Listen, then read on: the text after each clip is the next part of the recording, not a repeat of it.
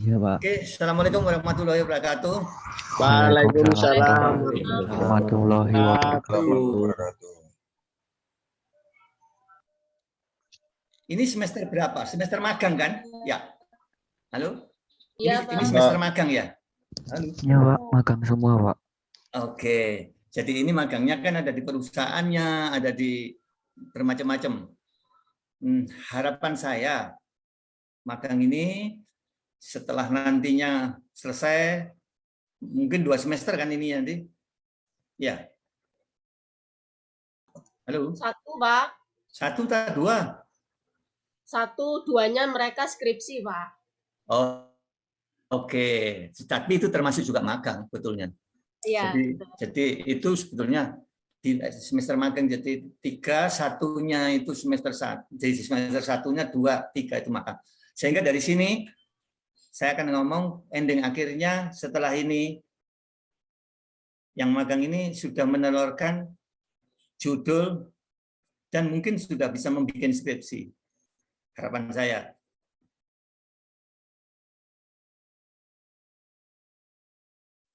Oke, kita mulai kepemimpinan. Slide berikutnya, Bu Wika. Halo, Bu Wika. Iya, Pak. Sebentar. Slide berikutnya. Oke. Terus berikutnya ya. Berikutnya. Oke. Dari kepemimpinan itu apa sih sebenarnya? Kepemimpinan itu adalah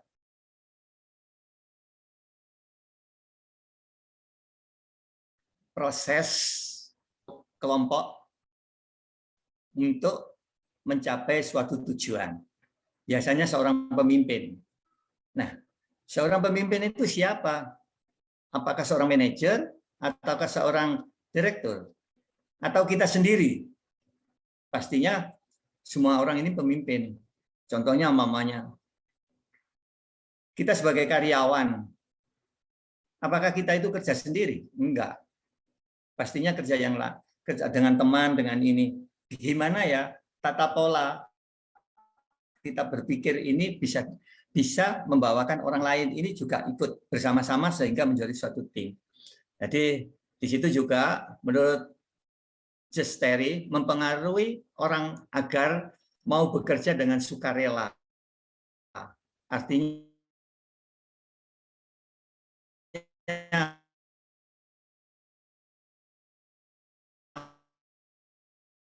bukan sukarela nggak dibayar ya. Di sini apa yang mempengaruhi orang lain melaksanakan sesuatu. Jadi ini artinya seseorang itu bisa termotivasi dan berinisiatif untuk bekerja atau mencapai tujuan itu. Nah, motivasi itu ada 2. Kira-kira motivasi itu ada berapa, Pak? 2 itu apa saja? Ada yang tahu, Pak? Mas, tak cukup Mas saya. Mas atau Pak? Halo? Halo, Mas? Kemana ini orang? Ada 2, Pak. 1 apa, Pak? Ayo diskusi aja supaya nggak ngantuk. Motivasi Gimana, Pak? Eksternal dan internal. Motivasi itu ada berapa macam? Eksternal dan internal. Banyak, Pak. Eksternal dan internal. Dari internal dan eksternal. Kalau internal apa ya? Kita terasa termotivasi pada diri kita sendiri, apa kira-kira? Keluarga, Pak. Oke, terus? Semangat. Oke, semangat, jadi keyakinan ya. Oke, terus kalau eksternal? Eksternal apa ya? Eksternal motivasi itu lebih gampang. Apa ya? Pak, besok saya kasih sarana. Pak, besok saya kasih sarana prasarana ya. Oh iya, kalau gitu saya kinerjanya akan naik. Nah, seperti itulah eksternal motivasi, kompensasi, pelatihan, bermacam-macam. Inilah nanti seperti ini. Oke, berikutnya, Bu Ika. Berikutnya. Halo. Oke. Jadi di sini kesimpulannya itu adalah suatu proses interaktif yang dinamis, tapi terdiri dari tiga dimensi. Kalau kita lihat di kapal itu ada tiga dimensi kan Pak? Ada tiga dimensi ya. Satu pimpinan yang mengatakan itu, ayo kita ke sana ya. Yang satunya bawahan yang mengapa ya? Mengalu ya ini. Ya itu pokoknya yang dan situasinya mana? Ya alam ini. Seperti contoh itu ombak ini. Jadi itulah yang dinamakan motivasi tadi. Sehingga gimana ya? Orang yang ada di sebelah kiri itu yang tangannya menanyakan kita mau ke sana ya, itu adalah suatu tujuan. Terus kemudian dia ini akan mempengaruhi dua orang ini supaya bisa mengayuh ini ke arah yang diminta oleh para ya bisa katakan pimpinan ini ya, yang mengalu ini. Oke, ke sana. Nah, itulah supaya bagaimana ya caranya dia mau. Kemudian dari situlah di suatu kondisi yang mana supaya bahwa pimpinan itu tadi mengatakan sesuatu supaya dua orang ini bisa mengayuh dengan yaitu tadi. Kalau anginnya keras atau ombaknya besar, dia punya inisiatif gimana? Nah, untuk menimbulkan inisiatif inilah apa? Terus ayo kita cepat-cepat supaya nggak ada angin. Ini artinya apa? Itu adalah yang dinamakan motivasi. Motivasi dari mana? Yang pertama bahwa dua itu mungkin ini ada dua pemuda kepingin ya berlibur mau apa, lah itulah termotivasi dirinya sendiri. Kemudian motivasi yang kedua adalah dia mengatakan pimpinan di situ tadi lebih enak dan lebih cepat itu kalau anginnya ini. Nah, itulah yang dinamakan simbol kepemimpinan di sini. Oke, jadi ada bawahan, ada pimpinan dan ada situasi. Tapi pimpinan itu apa seorang manajer? Pertanyaan saya. Oke, ya udah benar, nggak apa-apa. Apakah pemimpinan itu seorang manajer? Enggak. Ya itu tadi kayak mengayuh itu tadi seorang pemimpin. Pemimpin itu siapa? Yang mengarahkan itu kemana ini itulah. Oke. Kalau seorang penjual bakso, bisa nggak saya katakan ini seorang pimpinan? Ayo, Mbak Hana, gimana? Bisa nggak?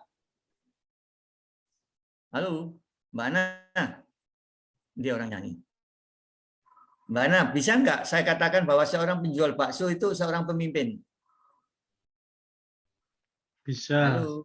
Oke, bisa. Mempengaruhi seseorang supaya beli, kan gitu ya. Pimpinan bersedia manajemen juga, Pak. Nyambung. Iya. Oke. Jadi inilah nanti gimana ya. Kalau nanti setelah magang, itu kan magangnya di mana-mana.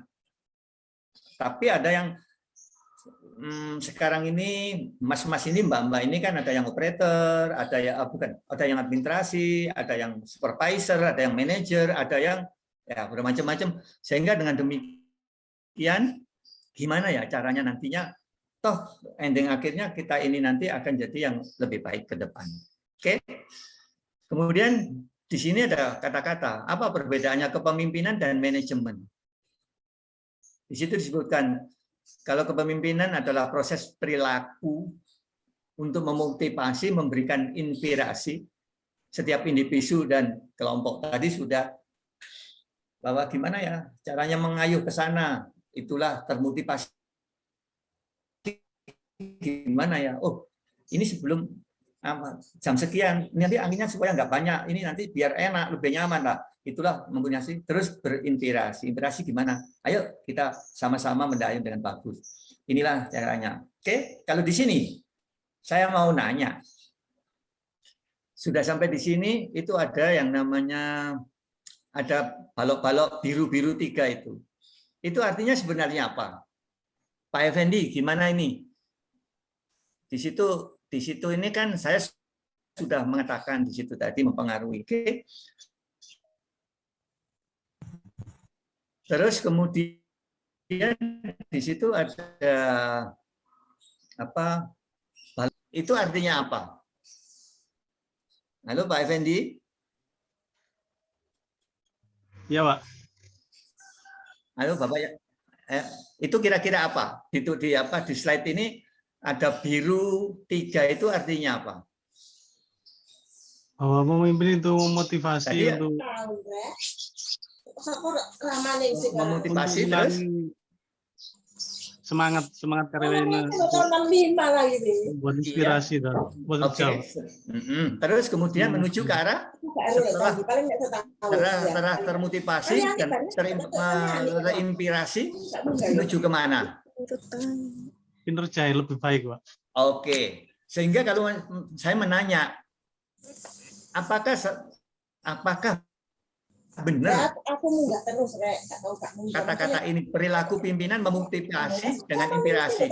Apakah itu iya akan menjadikan motivasi perilaku pemimpin itu? Iya, Pak, bisa, Pak. Nah, jawabannya jangan ya bisa, ya atau tidak, Pak. Nah, itulah kalau saya katakan begini. Coba sih di situ ada balok yang sebelah kiri perilaku pemimpin, di tengah motivasi, di sebelah kirinya sebelah kanannya kinerja. Coba sih ini bahasakan yang paling enak. Ayo. Gimana, Pak ya? Nggak boleh, karena ini sudah magang kan. Saya nggak akan kepingin bahwa hanya kita ngomong toh.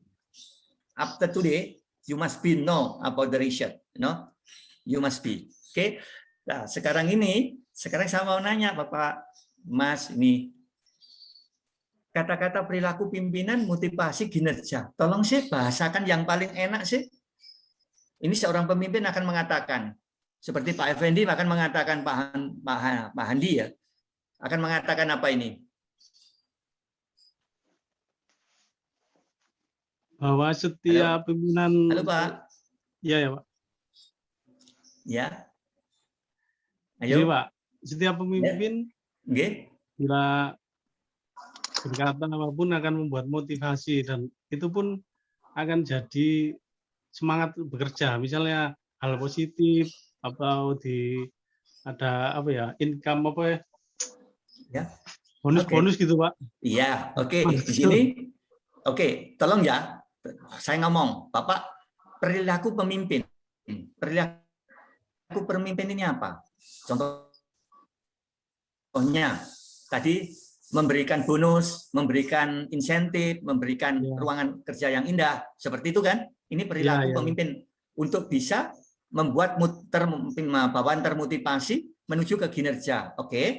Kalau perilaku pemimpin ini kita ganti dengan tadi bonus, ataukah perilakunya memberikan ini memberikan insentif. Ya, terus akan menimbulkan bunyinya itu. Ya apa? Ya, bunyikan. Tadi kan pemimpin mempengaruhi untuk menuju ke memotivasi. Tolong itu kata-kata itu. Ada kata-kata di situ insentif apa ya? Pemberian insentif untuk menimbulkan motivasi serta kinerjanya lebih baik. PT kinerjanya karyawan lebih baik di PT, nggak tahu, terserah Bapak masing-masing. Itu artinya apa itu? Ayo. Look, ini galam bulat karena ini galam bulat.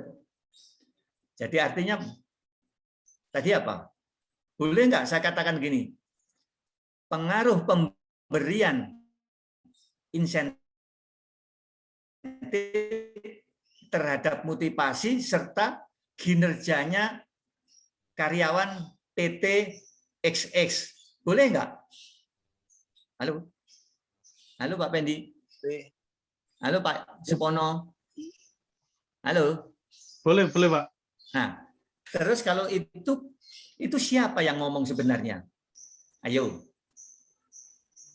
Karyawannya Pak. Boleh nggak? Karena setiap karyawan kalau ada. Ya, boleh karyawan. Oke. Jadi timbul ya, boleh karyawan. Ada tanggung jawab dan semangat untuk bekerja. Pak. Terus kenapa kok karyawan seperti ini? Bilang seperti itu. Soalnya adat, Pak. Karena karyawannya itu hari ini adalah mahasiswa Setie Mardika semester 6 mau skripsi. Benar ya? Halo? Bisa Pak, bisa juga. Halo Pak? Halo? Ya, bisa juga seperti itu, Pak. Oke, tapi juga boleh, ini adalah seorang pimpinan, gimana ya? Karyawan saya bisa termotivasi dengan baik untuk menuju ke kinerja. Oke, kalau gitu, satu, perilaku saya apa? Memberikan lingkungan yang bagus, lingkungan kerja yang bagus, terus kemudian apa ya? Memberikan suatu kompensasi, baik langsung atau tidak langsung, untuk memuja motivasi setelah kinerja. Inilah Pak, kata pola pikirnya seorang pemimpin. Pemimpin itu yaitu tadi ya seorang manajer, seorang supervisor, seorang karyawan sendiri, seorang penjual bakso. Inilah. Sehingga dengan demikian, coba sih aku mau nanya sekali lagi, bikinkan Pak seperti ini tadi yang ada urusannya dengan inspirasi. Kalau orang sudah timbul inspirasi akan menghasilkan apa, Pak? Produktivitas, Pak. Oke, semangat coba. mencapai. Oke, Kerja coba. yang bagus, Pak. Oke, coba. Di Impian, tengah Pak. itu, di tengah motivasi itu sampai ganti inspirasi, di sebelah kinerjanya sampai kayak produktivitas. Terus perilaku pimpinannya harus apa supaya inspirasinya timbul? Ayo. Oke. Sering Apa, sharing, Pak. Apa, Sering sharing rapat. Sharing rapat ataukah itu sharing apa? Istilahnya Kayak pelatihan apa? seperti teamwork, pelatihan. Ya, oke. Kalau itu tak ganti pelatihan. Pelatihan memberikan pelatihan terhadap karyawan untuk menimbulkan inspirasi menuju ke arah kenaikan produktivitas. Itu artinya apa? Ya sama, itu kalau itu adalah tata pola berpikirnya seorang pemimpin, sehingga dengan demikian kalau membuat sesuatu keputusan biar benar, yaitu diteliti. Oke, diteliti sehingga apakah benar bahwa insentif itu saya kasih itu mesti termotivasi? Ya dan tidak. Sehingga nantinya apa yang harus dilakukan untuk menuju ke arah sesuai dengan kepemimpinannya apa? Termotivasi, inspirasi untuk menuju ke arah tujuan. Oke, sudah ya. Jadi hari ini sudah bisa membuat sesuatu tatanan nantinya setelah magang di lapangan ataukah sekarang yang sudah kerja, lihat di dalam seperti ini apa? Berarti sudah bisa membuat sesuatu apa? Riset kan, Pak? Riset atau penelitian yang tadi katanya Bu Ari semester 7 gak ada kesuwen nek iso setelah itu berjalan wis garapen ae wis skripsine kan wis iso kan sudah bisa. Ayo, sudah bisa belum Pak? Siap Pak. Siap. Nah jadi inilah siap sudah Pak. Apa Pak? Siap magang Pak, nanti sudah Pak. Yang penting itu tadi mari ngono laporannya kan sudah, Pak. Setelah ini kan ada kenyataannya sudah dikasih kepemimpinan. Oke, kepemimpinan itu apa? Tata pola caranya seperti ini. Terus ending akhirnya apa? Membuat suatu riset itu apa? Untuk membuat sesuatu keputusan. Keputusan itu apa? Supaya semuanya tercapai tujuannya itu. Oke? Nah, ya, jadi ini nanti hanya suatu prolog untuk menuju itu. Jadi tata pola kita berpikir sekarang ini tidak seperti dulu lagi kita harus ngomong ini. Tapi ending akhirnya yang di bawah itu, ending akhirnya yaitu blok biru-biru itu yang paling penting ini. Itu. Yang nantinya akan lebih bagus lagi. Terus manajemen. Manajemen itu apa? Adalah mengkoordinasi, mengintegrasi semua sumber daya. Artinya apa? Kira-kira sumber daya itu apa ya? Yang sering saya katakan mungkin kalau sudah pernah ikut kuliah saya, sumber daya itu apa saja ya? Kira-kira. Satu, apa Pak? Sumber daya manusia, Pak. Sumber daya manusia. Dua, sumber daya alam, Pak. Alam. Ketiga, keuangan. Betul. Keempat, IT.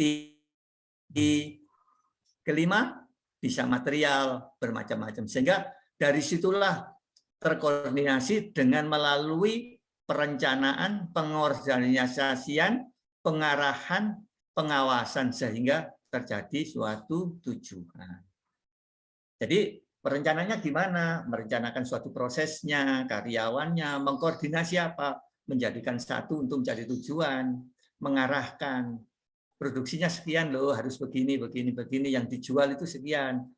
Pengawasan. Setelah dia jalan, kita awasi benar enggak dia melakukan sesuatu ini sesuai dengan standar. Sehingga dengan demikian kalau itu dijalankan semuanya akan tercapai tujuan. Oke? Inilah. Seterusnya Ibu Wika. Slide berikutnya. Oke.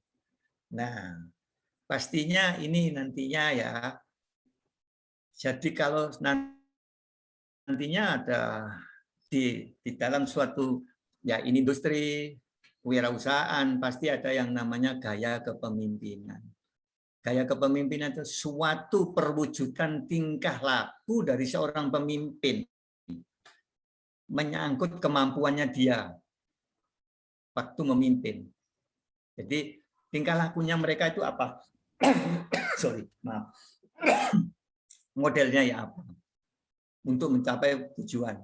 Biasanya perwujudannya bentuknya pola atau metode atau gaya. Polanya ya apa ini? Itulah gaya kepemimpinan. Oke, teruskan Bu Tiga. Nah, gaya kepemimpinan itu ada 4, demokratis, otoriter, partisipatif, bebas tindak atau laissez faire. Oke, teruskan.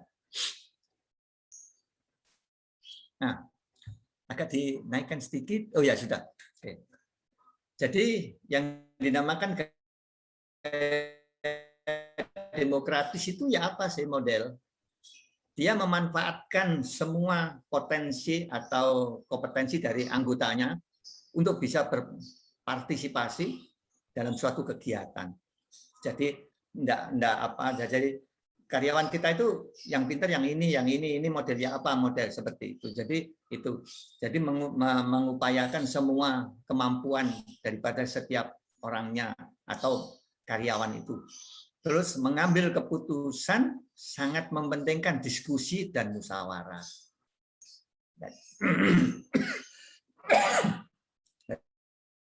Motivasi dan diskusi. Kedua, berusaha. Sehingga disinilah nanti kalau ada di lapangan kan sekarang ini Bapak yang sudah bekerja semuanya ini bisa mengetahui tata pola gaya kepemimpinan di tempat kita itu ya apa model. Nah dari situlah kita bisa mempelajari sehingga nantinya bisa dipakai pada waktu sudah lulus sehingga pastinya sekarang sudah tapi bisa dipakai. Sehingga itu sama. Di situ ending akhirnya saya juga tadi menulis seperti di atas blok biru-biru itu adalah gaya kepemimpinan demokrasi GKD. Apakah ini menimbulkan partisipasi? Apakah itu juga menimbulkan kinerja? Nah, itulah semua penelitian. Jadi di sini mengatakan kalau saya melakukan demokratis berarti saya memanfaatkan itu. Apakah akan timbul partisipasinya para anggota ini timbul dengan gaya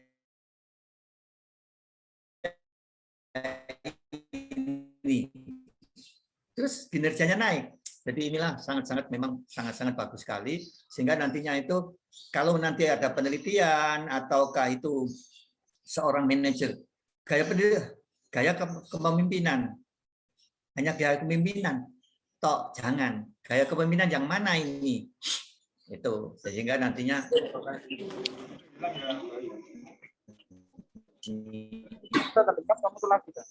oke teruskan Bu Mika. Oke gaya kepemimpinan otoriter, menempatkan kekuasaan di tangan satu orang. Jadi segala sesuatunya itu ya dari pemimpin itu. Jadi bawahannya dianggap sebagai pelaksana keputusan perintah bahwa kehendak pemimpin. Nah, inilah juga jadi seotoriter itu seperti ini. Sehingga kemudian di situ ada blok itu. Apakah ini juga otoriter ini akan menimbulkan motivasi atau kinerja? Jadi di sini pun juga akan diteliti juga bisa. Tergantung pada situasinya di mana gitu. Jadi tadi kan kepemimpinan itu ada dua, yaitu tadi pemimpin, bawahan, dan situasi. Jadi itu apa hal yang paling nomor satu dulu. Oke, terusnya Bu Ika. Oke. Jadi gaya kepemimpinan bebas. Dan di sini gaya kepemimpinan ini adalah gaya tipe atau gaya kepemimpinan otoriter. Kebalikannya. Jadi semua tergantung di dalam adalah melimpahkan wewenang itu semuanya keputusan itu sedikit sekali dengan pimpinannya. Semua ini. Saya pernah waktu ada di India itu ada yang namanya suatu perusahaan, ada suatu tempat sendiri di mana di situ ada mesin, ada barang yang diproduk. Nah, itu hanya karyawan sendiri. Jadi karyawan itu istilahnya kalau suatu perusahaan itu membuat barang ini cocok enggak dengan yang diinginkan, itu partners artinya kesesuaian. Tapi di situ di India kemarin enggak ada partners. Jadi dianggap bahwa itu benar, semuanya bagus. Tapi kenyataannya memang benar. Itu langsung ke customer tanpa mengatakan sesuatu kepada pimpinan. Itu hanya laporan. Nah, ini apakah ini nantinya akan menjadi sangat bagus atau ini? Itulah penelitian bagi para mahasiswa ini yang mengikuti kuliah ini. Pimpinan melimpahkan wewenang sepenuhnya kepada bawahnya dan keputusan lebih banyak dibuat oleh para bawahan. Oke, jadi kekuatan ada di tingkat bawahan. Nah, inilah nantinya benar enggak ini atau kombinasi. Oke, dari sini saya mau nanya. Ada yang nanya? Jadi sudah 3 sih. Satunya kepemimpinan yang bawahnya ada.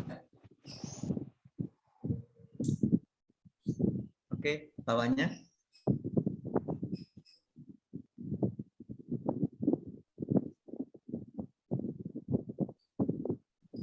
Buika bawahnya slide. Oke. Nah, ini sorry.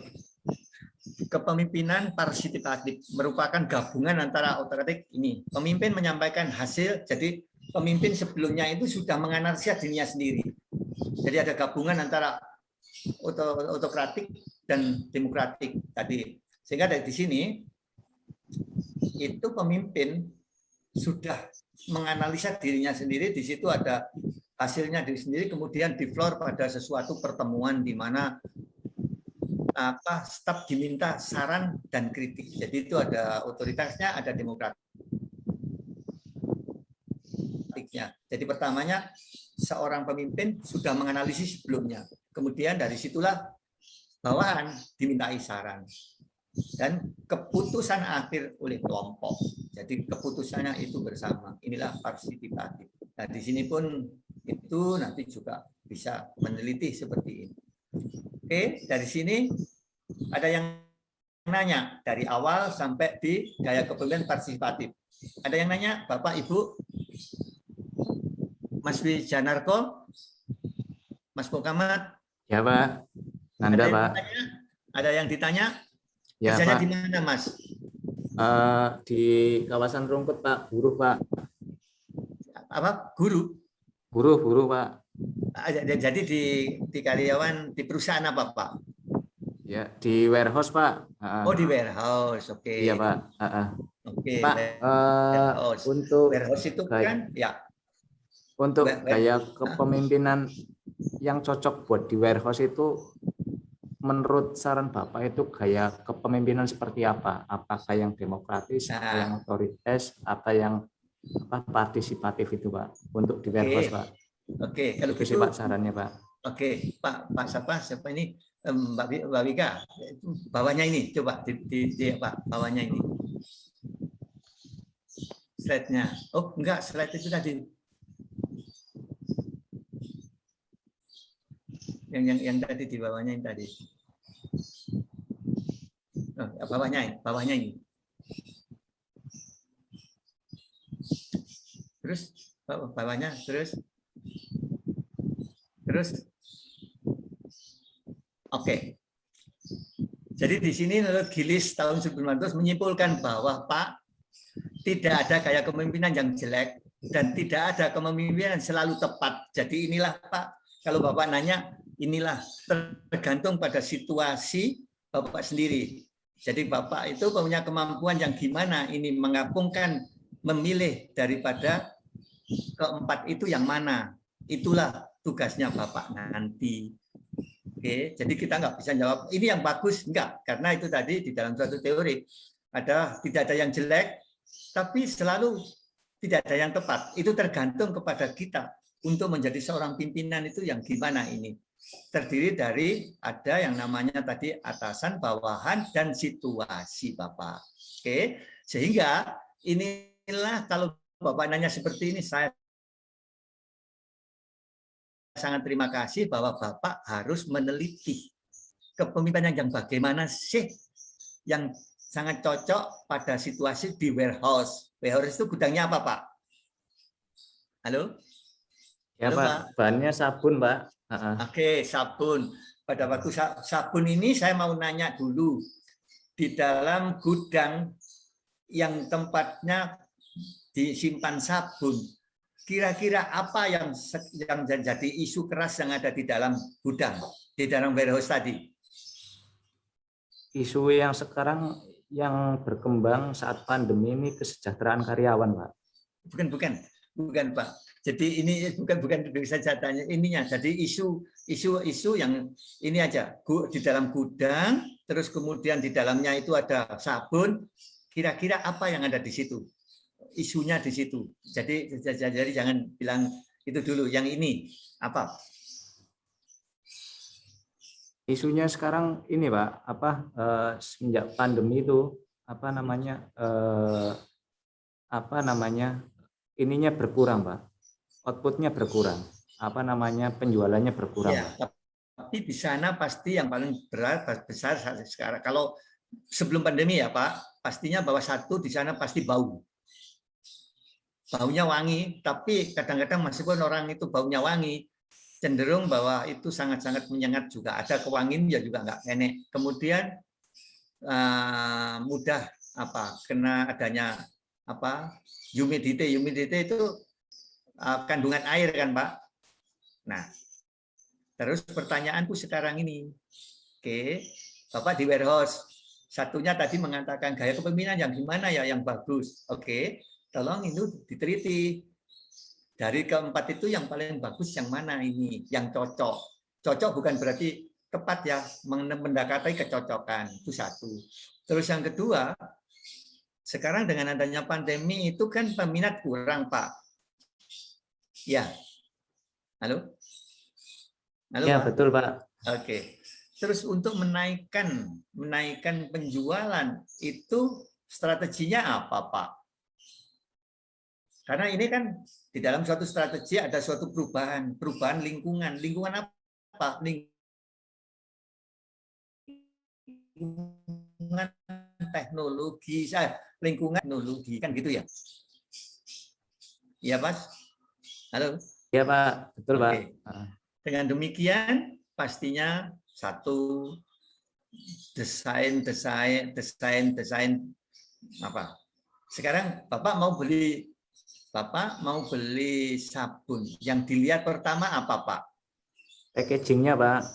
Packaging. Kenapa kok packaging? Ayo, kenapa kok packaging? Aku setuju. Iya, pertama packagingnya menarik. Menarik. Kalau dari sisi packagingnya sudah nggak menarik, biasanya sudah dilewatin sama konsumen itu, Pak. Yang kedua, price atau harga, Pak. Biasanya berarti itu price atau harga. Oke.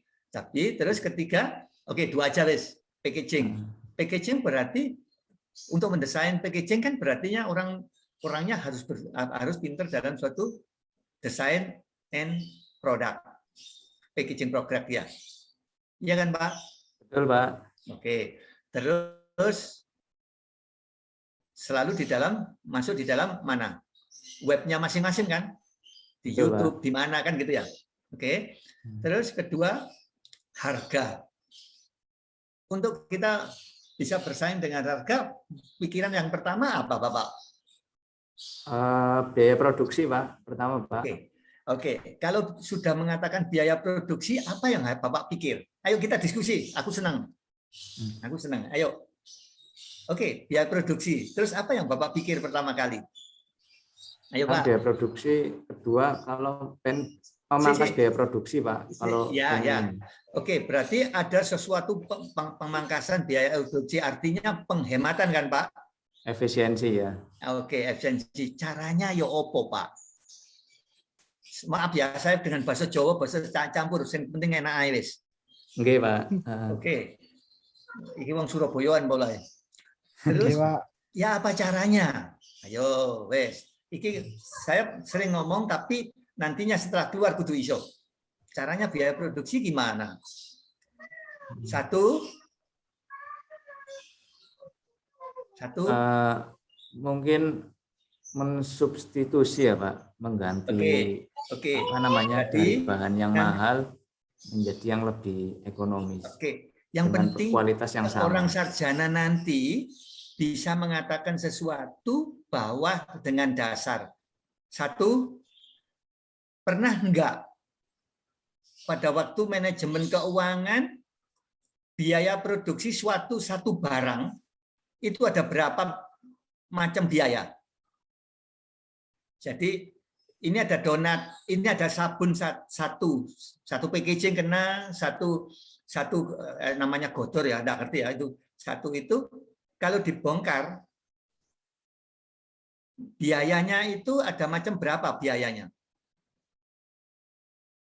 Biaya produksi itu kalau dibongkar ada berapa macam biaya? Kalau menurut saya pribadi biaya yang langsung sama tidak langsung, Pak.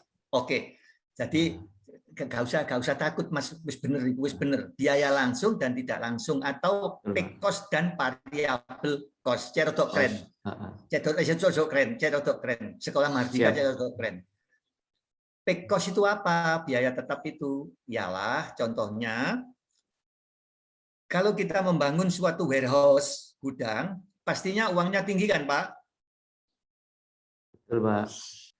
Itu kalau kita masukkan di dalam suatu cost of production kan nggak bisa langsung, harus didepresiasi, artinya disusutkan. Artinya biaya itu dipotong-potong setiap 1 bulan, setiap produk itu dapat biaya gedung itu berapa. Selama gedung itu berapa tahun, bisa 15 tahun, bisa 20 tahun. Depend on expert, artinya tergantung kepada yang membuat ahli bidangnya. Nah, itulah. Terus kalau warehouse itu uangnya itu dari bank, dan di situ adalah kalau di bank kita harus membayar apa, Pak? Setiap bulannya, Pak, Mas? Cicilan kan? Cicilan atau bunganya, cicilan, Pak? Bunga. Kalau sabunnya tadi yang dijual hanya sedikit, boleh saya mengatakan gini, Bang, sorry Bang, jangan dipotong ya. Ayo potong Bang, bunganya, potongannya nanti aja ya Bang, boleh? Tidak bisa, Pak. Nggak boleh ya. Itulah yang namanya fixed cost, selalu sama. Dan tidak tergantung kepada biaya, tidak tergantung jumlahnya produk. Produknya berapapun tetap bayar bayar bank segitu. Oke. Yang kedua, biaya tak langsung atau variable cost. Di antaranya satu pasti ada listrik kan, Pak? Ya, Pak, listrik. Ya, Pak, ada, Pak. Ya, apa caranya menghemat listrik? Produksi siang hari, Pak, malam hari dikurangi. Ya, malam hari dikurangi, siang hari seperti Mardika pakai gelas kaca ya. Tapi jangan keliru. Kaca, kalau kacanya itu terang seperti itu memang terang. Akhirnya pada waktu kuliah siang hari, LCD-nya nggak kelihatan kan?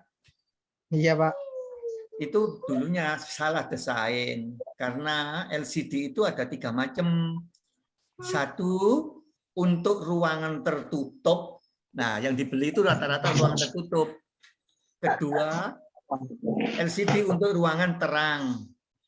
Ketiga, LCD untuk ruangan terbuka. Nah, itulah harus dipilih sehingga tetap yang namanya penghematan baik gelas atau kaca itu tetap bisa dilakukan penghematan.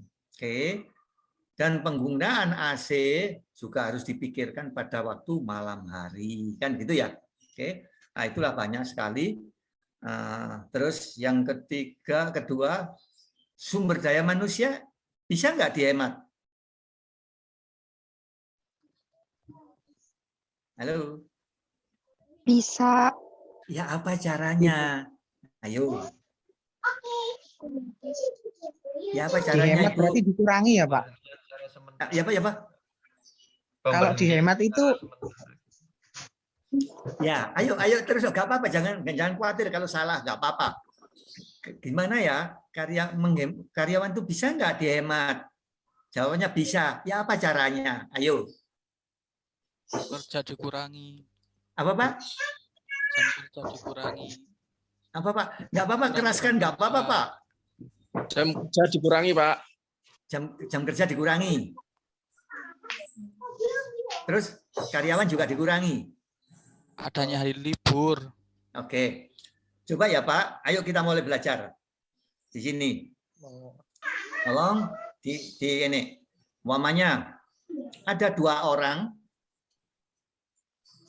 mengangkat 1 hari 8 jam dapat 100 box sabun.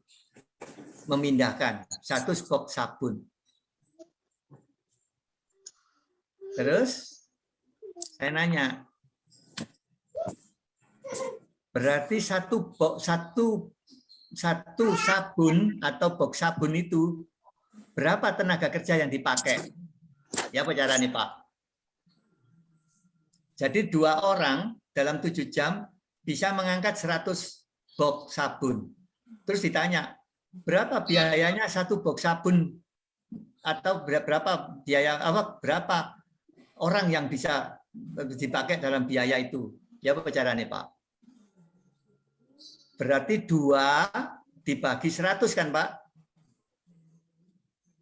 Halo? Iya, Pak. Oke. dibagi 100. Iya, Pak. Oke.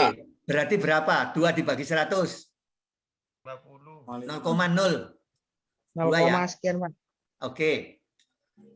Gajinya pengangkatannya itu 1 hari berapa, Pak? 8 jam itu. Tak katakan 100.000 aja ya. Tapi mungkin lebih banyak. 100.000. Berarti 0,02 tadi kali 100.000 ada berapa? 2.000 kan? 2.000, Oke. Pak. Berarti 100 box sabun itu biaya ongkosnya itu adalah Rp2.000. Oke. Lah, untuk mengurangi supaya harganya, biayanya lebih murah di bawah 2.000 ya apa caranya? Ya apa caranya? Harus dinaikkan yang Jumlah sabun yang diangkat, Pak. Oke. 2 orang harus bisa mengangkat 110 umpamanya. Berarti 2 dibagi 110 kali 100 pasti mungkin diantara turun 1.800. Jadi ongkosnya turun, itulah penghematan. Penghematan sumber daya manusia bukan berarti sumber daya manusia itu harus dibuang, tapi produktivitasnya dinaikkan. Caranya ya opo, Pak? Supaya bahwa orang tadi 2 orang ngangkat 100 menjadi 2 orang ngangkat 110. Ya apa caranya, Pak? Ayo. Gimana ini? Calonnya seorang manajer atau kasih insentif, Pak. Dikasih insentif, Pak. 1, dikasih insentif. 2, Kasih libur, Pak.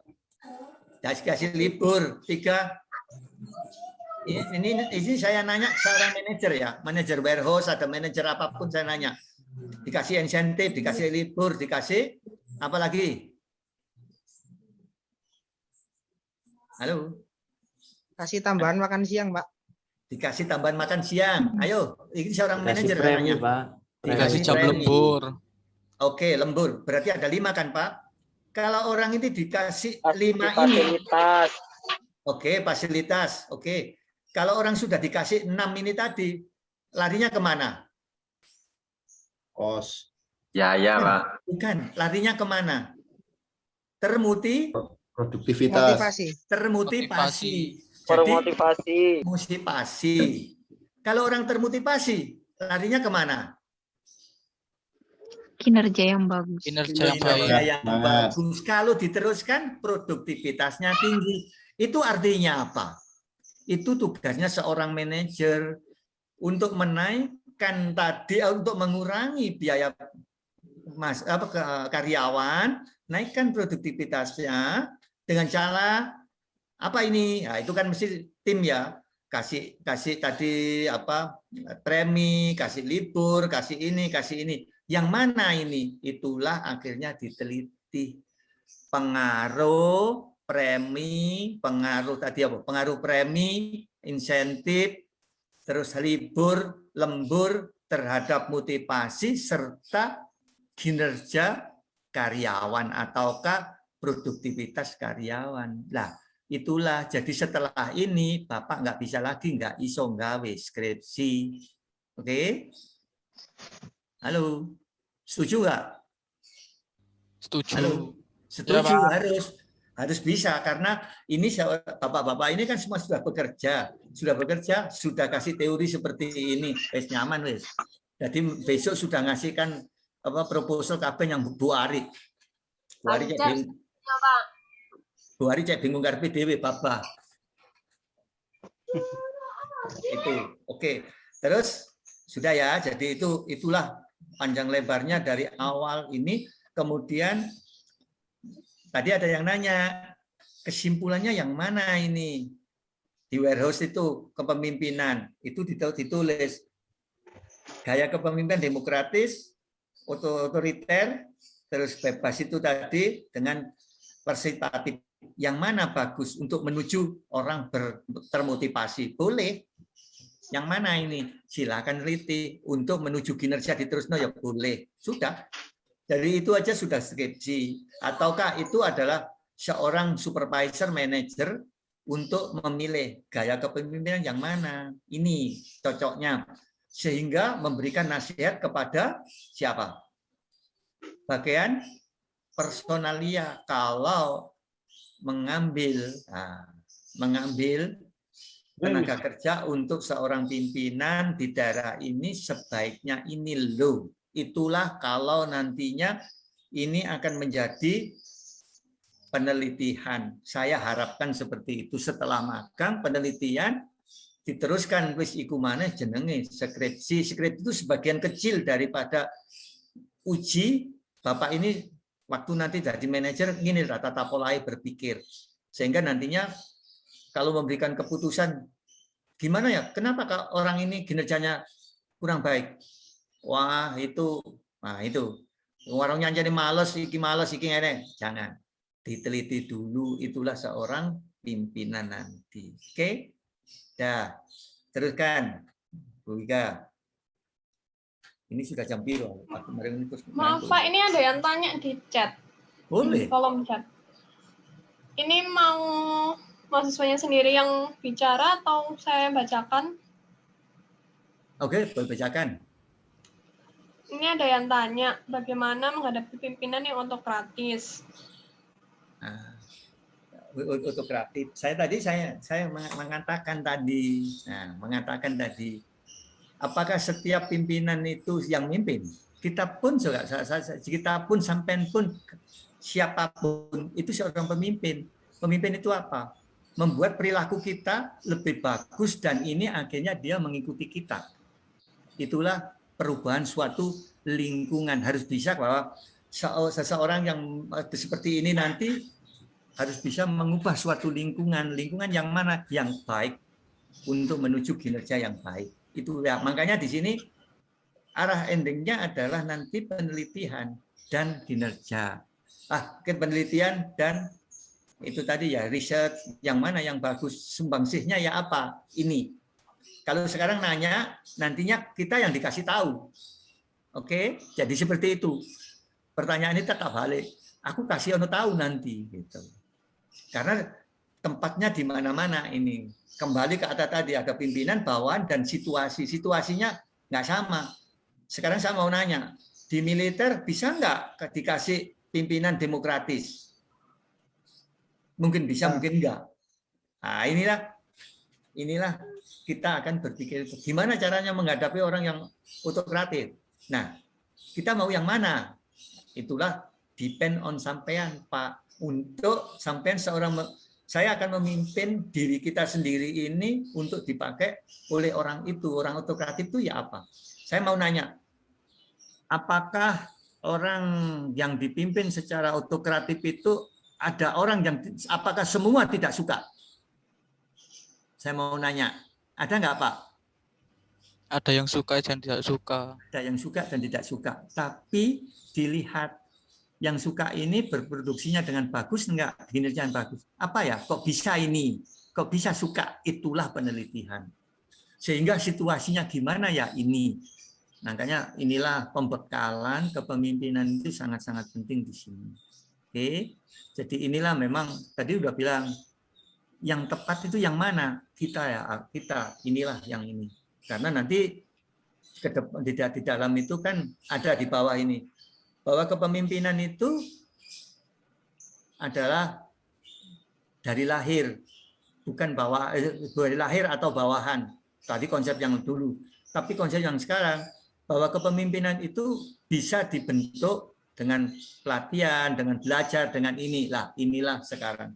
Oke, udah ya. Yang lain nggak ada, kita teruskan. Jam berapa sekarang?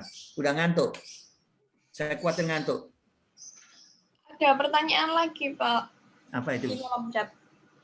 Saya bacakan dari Hana Kristi. Pak mau bertanya. Ya, langsung aja. Kalau tanya, langsung aja. Nggak apa-apa. Ya, oke, nggak apa-apa. Ini Mbak Hana Kristi yang mau tanya langsung atau saya bacakan? Ya, bacakan nggak apa-apa. Oke.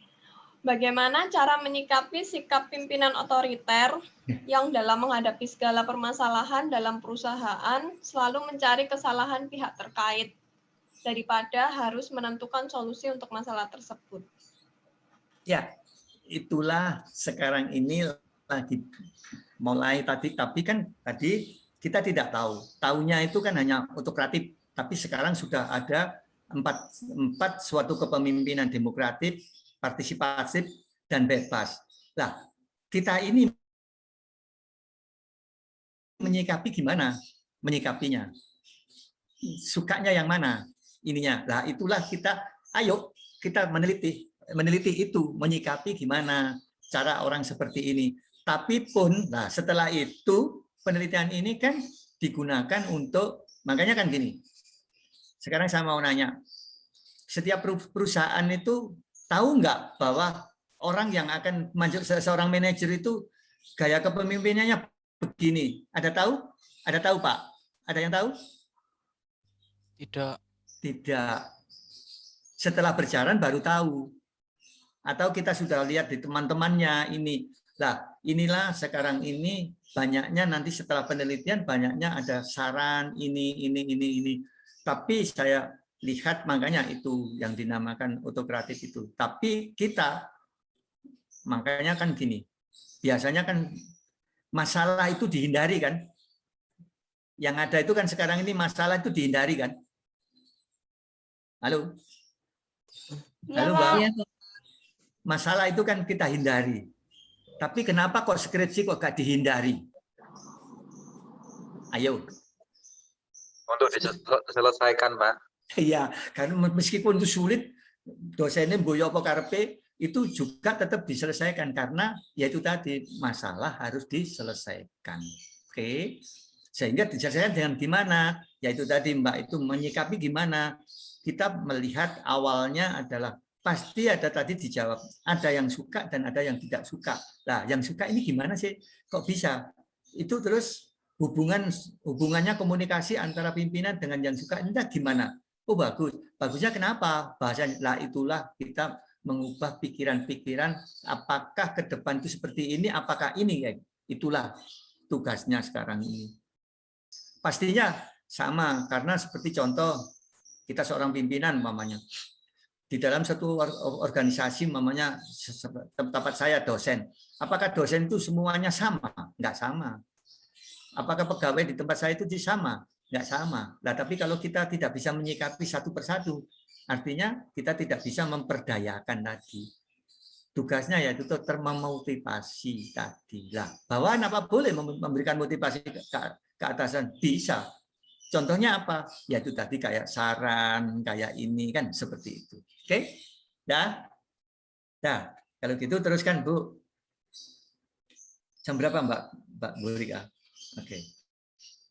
Nah, ini teori-teori tadi munculnya dari awal gini. Leader are born and not made. Jadi artinya leader itu setelah pada waktu lahir, bakat lahir bukan dibuat. Dalam keadaan bagaimana seorang ditempatkan karena telah ditakdirkan seperti itu dulu. Tapi sekarang sudah enggak, bahwa disebut kepemimpinan itu ada yang keturunan, tapi berikutnya Bu, terusnya. Oke, leader are not made, not born. Jadi inilah yang dinamakan bahwa setiap orang bisa menjadikan seorang apabila diberikan pendidikan dan pengalaman-pengalaman yang cukup seperti ini. Artinya yaitu kata-kata leadership. Leader adalah memimpin pada situasi. Tadi bilang, apakah pemimpin itu tidak terpengaruh dengan kita? Bisa terpengaruh dengan kita. Kayak kita kalau kita ini menjadi seorang leader. Nah itu. Jadi kita harus bisa mempengaruhi itu. Kenapa? Ya itulah dengan seperti ini belajar pemimpin. Sehingga saya mau nanya, setiap pimpinan seorang manajer itu awalnya itu langsung karyawan jadi manajer, apakah dari karyawan dulu berpengalaman jadi manajer? Yang mana ini Pak? Bu Siti, awalnya di mana? Kalau saya mulai dari staf, Pak. Iya, staf, kemudian bisa mempengaruhi bahwa Mbak ini adalah orang pinter. Pertamanya, makanya di dalamnya itu pernah ya kata-kata PLC, Product Life Cycle. Artinya kita ini sekarang ini Product Life Cycle-nya di mana? Artinya gini, mulai masuk orangnya pinter enggak? Halo? Enggak, Pak. Iya. Orang yang suka-suka saja, yang menanyakan, halo Mbak, ini hanya sambil mengkot-mengkot kan gitu ya. Tapi begitu dia sudah pinter, bisa presentasi, oh ya orang yang ini kan gitu ya. Terus kemudian naik lagi, semuanya gitu-gitu tok. Itulah membuat suatu strategi bentuknya untuk mengevaluasi seperti ini. Pertanyaan saya, kenapa sih sekarang kok minggu-minggu ini sekolah? Kan sudah kerja. Lah itulah artinya product life cycle supaya kita tidak terkena deadline. Oke. Nah, itulah pertamanya jadi staf. Lama-lama orang tahu bahwa orang ini pintar. Nah, pintar itu ya apa? Ya ini makanya bisa presentasi, bisa membuat penelitian, akhirnya oh orang ini pintar. Lama-lama berpengaruh ya sampean sisa di pimpinan kan gitu ya. Jadi itulah gunanya menyikapi itu otoriter, itu ini depend on you. Itu aja. Oke, terusnya. Terusnya Bu. Oke, terusnya. Nah, ini memilih bakat kepemimpinan ekologis teorinya. Jadi bakatnya talentnya itu talent apa gitu ya. Oke. Dah, terus Mbak Ika. Terus Kompetensi, kemampuan sudah, teruskan. Ini sudah. Nah, ini menurut Kaushes, pemimpin yang memiliki kualitas pemimpinan unggul itu yang gimana? Ayo kita mulai tadi bilang bahwa kita punya internal motivation, jadi kita sendiri. Pemimpin yang menantang proses. Artinya, oke, enaknya gimana Pak? Biasanya kan orang itu ditanya, mamanya staf, tolong ya dibikinkan ini. Terus diem. Baru dari sana sudah selesai, baru. Tapi yang pemimpin ini memimpin dirinya sendiri atau orang lain itu menantang. Artinya begitu disuruh kerjakan gini ya Pak. Yang mana Pak yang salah? Kita betulkan ya Pak. Itulah pimpinan yang unggul. Kedua, memberikan inspirasi wawasan bersama. Selalu memberikan pola-pola pikir yang baru. Apalagi sudah sekarang ini berbasis digital. Artinya apapun sudah berbentuk digital mindset. Artinya berpikir, dapat bertindak dan berpartisipasi. Mampu menjadi petunjuk jalan. Artinya memberikan tahu, begini loh bagusnya. Memotivasi bawahan. Inilah karakteristik. Saya harapkan kemungkinan nanti yang kuliah di sini, yang sekarang ini STEM Afrika, inilah menjadi pimpinan kualitas yang unggul. Oke? Teruskan. Di sini menyatakan bahwa beberapa 10 kriteria menjadi seorang pemimpin yang sukses. Jadi, pemimpin yang sukses, kita pun, karyawan pun, pimpinan pun, tentu visi Anda apa? Jadi, ayo saya mau tanya, yang ada di sini visinya apa ya? Ayo. Visinya yang ada di sini, para mahasiswa ini visinya apa ya? Dapat lulus, Pak. Nah, diteruskan Pak. Visi saya akan menjadi seorang sarjana pada tahun berapa? Nah, itu penting. Karena menjadi seorang sarjana ya, sarjana artinya sudah lulus, sudah ini ya, S1 ekonomi. Terus tahun berapa? Nah, itu bisa dilihat karena tahun ini menunjukkan kinerjanya sampean. Tahun berapa? Ya, itu ditanya. Besok atau lusa atau tahun depan. Nah, itu. Jelaskan visi Anda, yaitu tadi. Kenalilah gaya kepemimpinan Anda. Anda memimpin itu gayanya modelnya oposisi itu. Bedakan kepemimpinan dengan manajemen tadi. Oke. Kedua, pelajarilah dan taati aturan. Jaga kepercayaan kolega Anda. Jadi kepercayaan itu gini. Ayo kita kuliah ya, jam berapa? Jam 11. Ya jam 11 is ono, alhamdulillah. Itu suatu komitmen. Pahami aturan kekuasaannya. Saya bertindak seorang pemimpin. Kaderisasi kepemimpinan. Jadi siapa yang akan ini itu artinya di dalamnya itu ada istilahnya mapping sumber daya, mapping pimpinan ini yang di atas kepimpinannya apa, ini apa, bawahnya apa. Suatu saat perlu menaik sudah tidak ada kesulitan. Jaga keseimbangan tubuh Anda, artinya kesehatan. Oke, dah. Teruskan. Oke, teruskan. Wika. Nah, ini merujuk di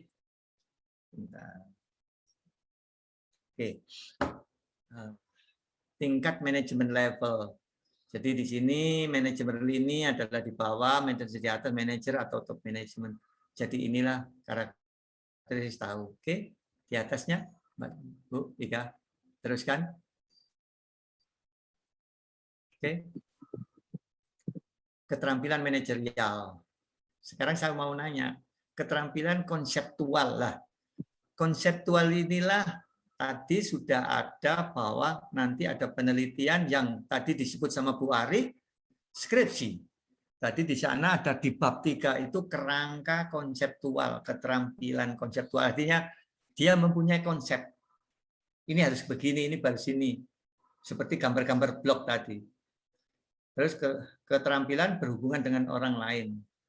Jadi bisa ditempatkan orang lain itu gimana? Saya harus begini, ini, gitu ya. Keterampilan teknis ya, skill, keterampilan manajer waktu, dia bisa menggunakan waktu dengan baik. Artinya ada namanya apa? Perencanaan yang bagus. Keterampilan membuat keputusan. Jadi artinya paling penting manajerial itu kan seorang manajer itu membuat suatu keputusan. Untuk membuat keputusan yang hampir mendekati benar, tidak ada kesalahan, adalah manajerial, yaitu tadi didasari dari penelitian atau diawali dengan konsep terus diteliti, jawabannya iya dan tidak, kemudian memberikan saran, kemudian memutuskan. Oke, ini penting. Ya, teruskan. Oke. Ini semoga sukses menjadi pimpinan yang unggul. Oke, nanti materinya besok aja saya kasihkan ke Ibu Parwita. Oke, itu semuanya. Bu Wika, silakan dipoto yang datang ini. Oke, Mas, Bapak-bapak semua ditata. Bu Ari ya juga ditata. Bu Ari, sudah ya Bu Ari? Bu Parwita? Sudah, Pak. Ya, itu ditata pisan. Jadi nanti absennya biar ditata sama ini Bu Wika, nantinya dikirim ke Bu Parwita sama apa materinya. Oke, silakan dipoto Bu Wika. Wah, ini Bu Ari ya? Bu Ari belum tidur yang ini Bu Ari. Jadi ini setuju ya, semuanya setelah ini kuliah ini judul-judul sudah dikasihkan sama Bu Ari ya. Terus dosen pembimbing kan ada pembimbing magang itu ya. Tanyakan ini dan ini apa modelnya wis karo. Itu kalau susah ya itu tadi tanya Bu Ari, ini Ari Atin. Ada tulisannya Ari Atin. Sudah siap Pak ngebet skripsi semua. Ya, harus ya. Katanya orang-orang make easy your life. Jadi artinya buatlah paling sederhana dalam kehidupan Anda. If you being better, kalau kamu ingin menjadi yang hidup yang sangat-sangat bahagia. Oke, that's all. Ayo dipoto, Bu Wika, silakan dipoto. Iya Pak, ini sedang proses foto. 1, 2, 3. Oke, sekali lagi, itu baru dulu. 1, 2, 3. Oke, udah Bu Wika, tolong ditampilkan Bu Wika. Wah, ini siapa ini Ibu? Ini siapa ini Ibu siapa? Tolong ditampilkan. Kalau sudah dipoto, ditampilkan Bu. Udah Bu Wika? Sudah Pak. Oke, tolong ditampilkan. Biar tahu gambarnya. Saonoe. Sa layar ini. Tolong ditampilkan. Nek Bu Ari wis ketok Bu Ari. Oh, ditampilkan semua jeruet foto tok. Belum kelihatan.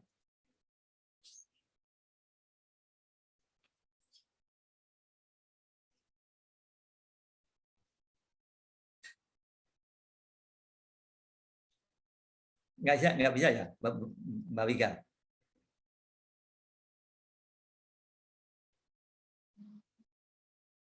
Kelihatan sedikit ya.